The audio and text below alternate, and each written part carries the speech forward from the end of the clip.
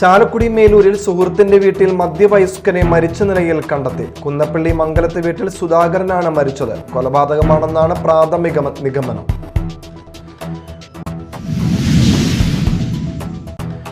കുതിരാനിലെ ജനവാസ മേഖലയിൽ വീണ്ടും കാട്ടാന ഇറങ്ങിയതോടെ പ്രദേശവാസികൾ ഭീതിയിലായി.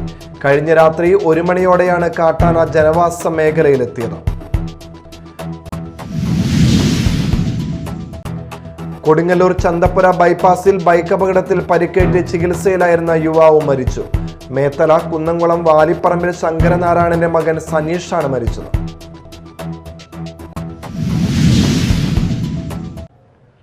നമസ്കാരം, ന്യൂസ് റൗണ്ടപ്പിലേക്ക് സ്വാഗതം. വിശദമായ വാർത്തകൾ നോക്കാം. ചാലക്കുടി മേലൂരിൽ സുഹൃത്തിന്റെ വീട്ടിൽ മധ്യവയസ്കനെ മരിച്ച നിലയിൽ കണ്ടെത്തി.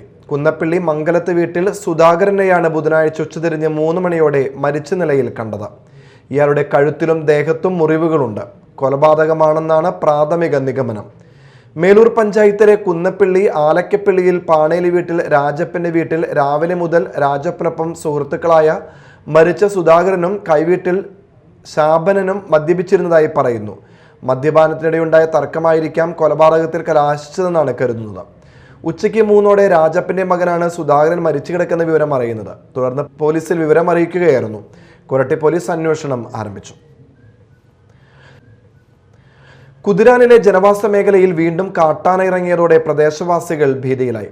കഴിഞ്ഞ രാത്രി 1 മണിയോടെയാണ് കാട്ടാന ജനവാസ മേഖലയിലെത്തിയത്. 3 മണിക്കൂറിലധികം നേരം ആന ജനവാസ മേഖലയിൽ തമ്പടിച്ചിരുന്നു. ആന ഇരുമ്പ് പാലം വരെ എത്തിയ ശേഷം തിരിച്ചുപോയി. തുടർച്ചയായി കാട്ടാനകൾ ജനവാസ മേഖലയിലേക്ക് ഇറങ്ങുന്നത് പ്രദേശത്ത് പരിഭ്രാന്തി സൃഷ്ടിച്ചിരിക്കുകയാണ്. കഴിഞ്ഞ ദിവസം രാത്രി 1 മണിയോടെയാണ് കാട്ടാന കുതിരാനിലെ ജനവാസ മേഖലയിൽ എത്തിയത്. 3 മണിക്കൂറോളം ഇവിടെ നിലയുറപ്പിച്ച ആന ഇരുമ്പ് പാലത്തിൽ എത്തിയ ശേഷം കാട്ടിലേക്ക് മടങ്ങിപ്പോവുകയായിരുന്നു. ഈ സംഭവത്തോടെ പ്രദേശവാസികൾ കടുത്ത ഭീതിയിലാണ്.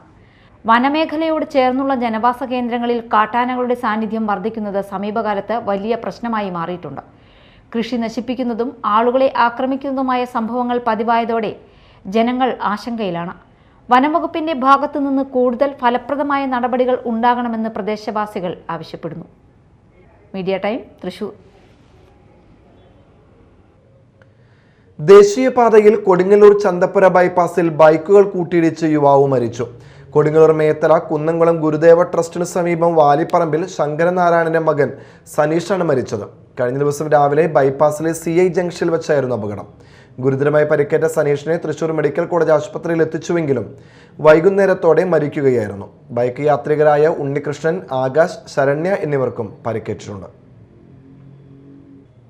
അന്നമനട ഗ്രാമപഞ്ചായത്തിലെ കല്ലൂർ ഇടശ്ശേരി റോഡ് ടൈൽ വിരിക്കുന്ന നിർമ്മാണവുമായി ബന്ധപ്പെട്ട് നടന്ന ക്രമക്കേടുകൾ വിജിലൻസ് അന്വേഷിക്കണമെന്ന് സാമൂഹ്യ പ്രവർത്തകനായ EK അനിലൻ പത്രസമ്മേളനത്തിലൂടെ ആവശ്യപ്പെട്ടു. നിർമ്മാണത്തിലെ അപാകതകൾ ചൂണ്ടിക്കാട്ടി പ്രദേശവാസികൾ പലതവണ അധികാരികൾക്ക് പരാതി നൽകിയിട്ടും നടപടി ഉണ്ടായിട്ടില്ല. അഴിമതിക്കാരനായ വ്യക്തിയെ സംരക്ഷിക്കുന്ന നിലപാടെടുത്ത മുൻ ജില്ലാ സെക്രട്ടറിയുടെ നടപടിയെക്കുറിച്ച് പാർട്ടി സംസ്ഥാന നേതൃത്വം അന്വേഷിക്കണമെന്നും അനിലൻ ആവശ്യപ്പെട്ടു. 2021 ഏപ്രിൽ മാസത്തിൽ 100 മീറ്റർ റോഡ് കല്ലുചന്തയുടെ ആ റോഡ് ആരംഭിക്കുന്ന സ്ഥലം 100 മീറ്റർ ടൈലിട്ട് നവീകരിച്ചതാണ്. പിന്നീട് 1 വർഷത്തിനുള്ളിൽ 2 പ്രാവശ്യം ആ റോഡ് പൊളിച്ചു പണിതു. ഇത് കഴിഞ്ഞ് വീണ്ടും പരാതിയുമായി വലിയ പ്രശ്നമായി കഴിഞ്ഞപ്പോൾ ആ റോഡ് പുതുക്കി പണിയാൻ പറ്റാതെ വന്നപ്പോൾ ഈ 2024 നവംബറിൽ ഹാർബർ എഞ്ചിനീയറിംഗ് വകുപ്പ് ആ റോഡ് ടൈലിട്ട് നവീകരിക്കാൻ തീരുമാനിച്ചു. ചേറ്റുവ സബ് ഡിവിഷനാണ് അതിൻ്റെ വർക്ക് ചെയ്യുന്നത്.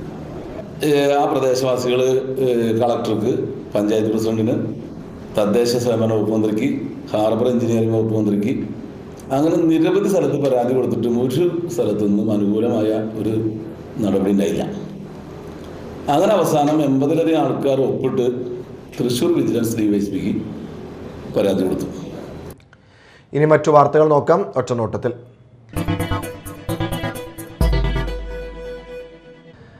മാള സെന്റ് സ്റ്റനിസ്ലാവോസ് ഭരണ ദേവാലയത്തിൽ വിശുദ്ധ സ്റ്റനിസ്ലാവോസിന്റെയും വിശുദ്ധ അന്തോണിസിന്റെയും സംയുക്ത തിരുനാളിന് കൊടിയേറി.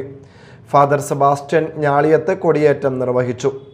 കൊടിയേറ്റത്തിന് മുന്നോടിയായി മാളക്കടവിൽ നിന്നും വിശുദ്ധരുടെ തിരുസ്വരൂപങ്ങൾ പ്രസിദ്ധേന്തിമാരുടെയും ഇടവക അംഗങ്ങളുടെയും അകമ്പടിയോടെ ദേവാലയത്തിലെത്തി. തുടർന്ന് പ്രസിദ്ധേന്തി വാഴ്ച നടന്നു. നവംബർ 15 ശനിയാഴ്ച ഊട്ടുതിരുനാൾ ദിനത്തിൽ കുർബാന, രൂപം, എഴുന്നള്ളിപ്പ് വയ്ക്കൽ ചടങ്ങുകൾ എന്നിവ നടക്കും. നവംബർ 16 ഞായറാഴ്ച തിരുനാൾ ദിന കുർബാനയ്ക്ക് ഫാദർ വിപിൻ കുരിശുതറ കാർമ്മികത്വം വഹിക്കും. ഫാദർ ഫ്രീജോ പാറയ്ക്കൽ സന്ദേശം നൽകും. വൈകിട്ട് തിരുനാൾ പ്രദക്ഷിണം നടക്കും. ഇടവകയുടെ ഓരോ മേഖലയിലേക്കും അച്ഛൻ്റെ വ്യക്തിഗതമായ തനതായ സിഗ്നേച്ചർ അച്ഛൻ പതിപ്പിച്ചുകൊണ്ടിരിക്കുകയാണ്. അതിനർത്ഥം ഒക്കാം ഓർഡർ തന്നെ നമ്മുടെ കത്തോലിക്ക സഭയ്ക്ക് നൽകുന്ന വലിയ സംഭാവനയാണ്.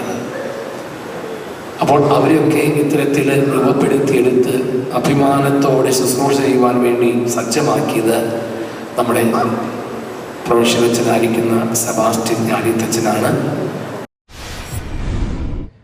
വെള്ളാങ്കല്ലൂർ ഗ്രാമപഞ്ചായത്ത് UDF സ്ഥാനാർത്ഥികളെ പ്രഖ്യാപിച്ചു. പഞ്ചായത്തിലെ 23 സീറ്റിൽ 20 സീറ്റിലേക്കാണ് സ്ഥാനാർത്ഥികളെ പ്രഖ്യാപിച്ചത്. Ward 2 Manju Anil, ward 3 Biju Paul, ward 4 Shamsu Veluthery, ward 5 Sulekha Muneer, ward 6 Mallika Anandan, ward 7 Saleem Arakkal, ward 8 Ramesh Madathinkal, ward 9 Geetha Sudhakaran, ward 10 KV Mini, ward 12 A Muzammil, ward 13 Sulekha Abdullakutty, ward 16 Mahesh, ward 17 Rajeevan, ward 18 Abdul Khader, ward 19 Rani Sunny, ward 20 Aseera, ward 21 Manikandan, ward 22 Sheema Vijayan, ward 23 Sheeja Johnson എന്നിങ്ങനെയാണ് സ്ഥാനാർത്ഥികൾ മത്സരിക്കാൻ ഒരുങ്ങുന്നത്.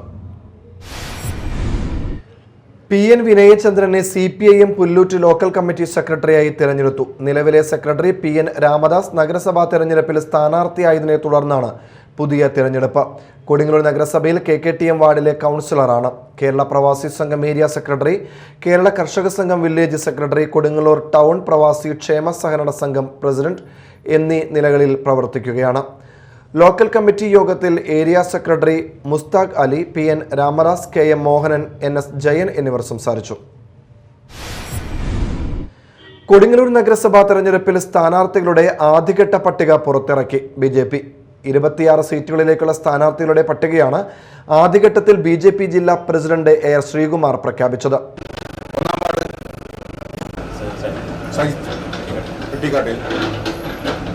രണ്ടാം വാർഡ് രശ്മി ബാബു, മൂന്നാം വാർഡ് ലളിത ചമ്മംകുളത്ത്, അഞ്ചാം വാർഡ് ദീപീഷ്, ഏഴാം ward Vineetha Dinku,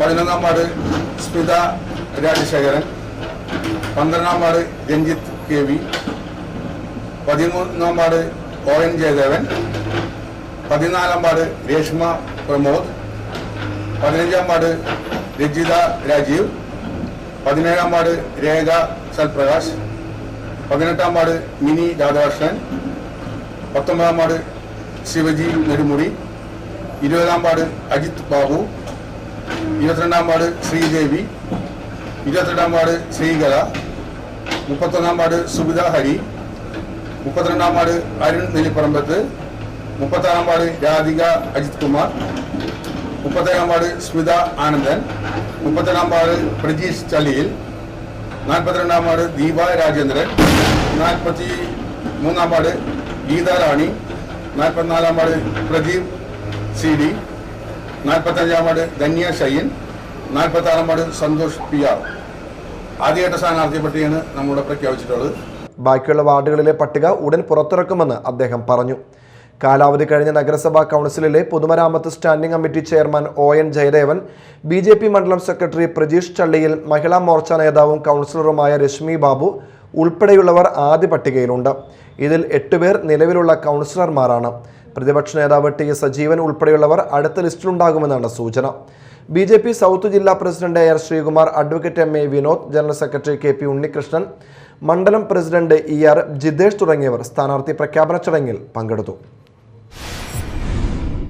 CCMK memorial ആശുപത്രിയുടെ 22ാം വാർഷികത്തോടനുബന്ധിച്ച് വിവിധ വിഭാഗങ്ങളിൽ സൗജന്യ മെഡിക്കൽ ക്യാമ്പുകളും സേവനങ്ങളും ആശുപത്രി അങ്കണത്തിൽ നടത്തിവരുന്നതായി അധികൃതർ വാർത്താ സമ്മേളനത്തിൽ അറിയിച്ചു. CCMK ഹോസ്പിറ്റലിൽ അഡ്മിനിസ്ട്രേറ്ററായിട്ടാണ് വർക്ക് ചെയ്യുന്നത്. ഫസ്റ്റ് ഓഫ് ഓൾ നമ്മുടെ CCMK ഹോസ്പിറ്റൽ 22 വർഷമായി നമ്മൾ ഈ ഫീൽഡിൽ ആരോഗ്യ മേഖല രംഗത്ത് നമ്മളിപ്പോൾ വർക്ക് ചെയ്യുന്നുണ്ട്. അപ്പം ഈ കേരളപ്പിറവി ദിനമായിരുന്നല്ലോ നവംബർ 1 തീയതി. അപ്പം അതിനോടനുബന്ധിച്ചാണ് നമ്മൾ ഇങ്ങനെ ഒരു ക്യാമ്പ് കണ്ടക്ട് ചെയ്യുന്നത്. പിന്നെ ഒരു ഹോസ്പിറ്റലിനെ സംബന്ധിച്ചിടത്തോളം ഈ ഒരു വാരം നമ്മൾ പ്രമേഹ വാരമായിട്ടാണ് ആചരിക്കുന്നത്.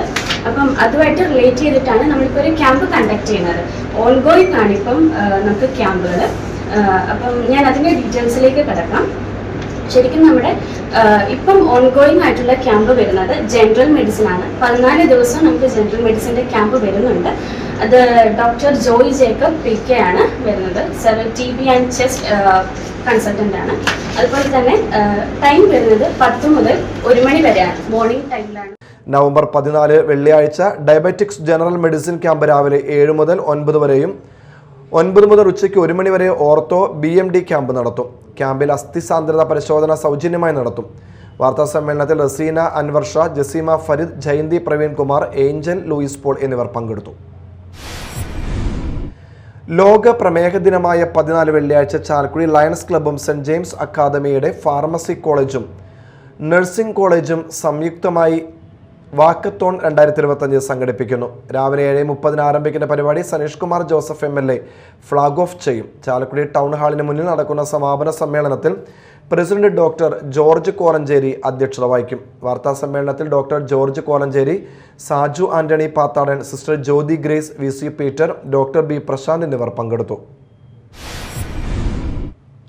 പ്രധാന വാർത്തകൾ ഒരിക്കൽ കൂടി. ചാലക്കുടി മേലൂരിൽ സുഹൃത്തിന്റെ വീട്ടിൽ മധ്യവയസ്കനെ മരിച്ച നിലയിൽ കണ്ടെത്തി. കുന്നപ്പള്ളി മംഗലത്ത് വീട്ടിൽ സുധാകരനാണ് മരിച്ചത്. കൊലപാതകമാണെന്നാണ് പ്രാഥമിക നിഗമനം.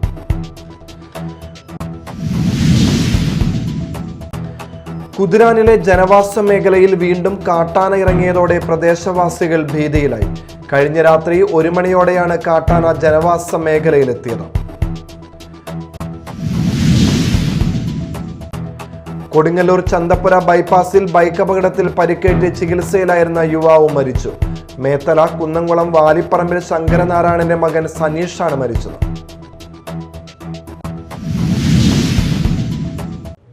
ഇതോടെ ന്യൂസ് റൗണ്ടപ്പ് സമാപിച്ചു. നമസ്കാരം.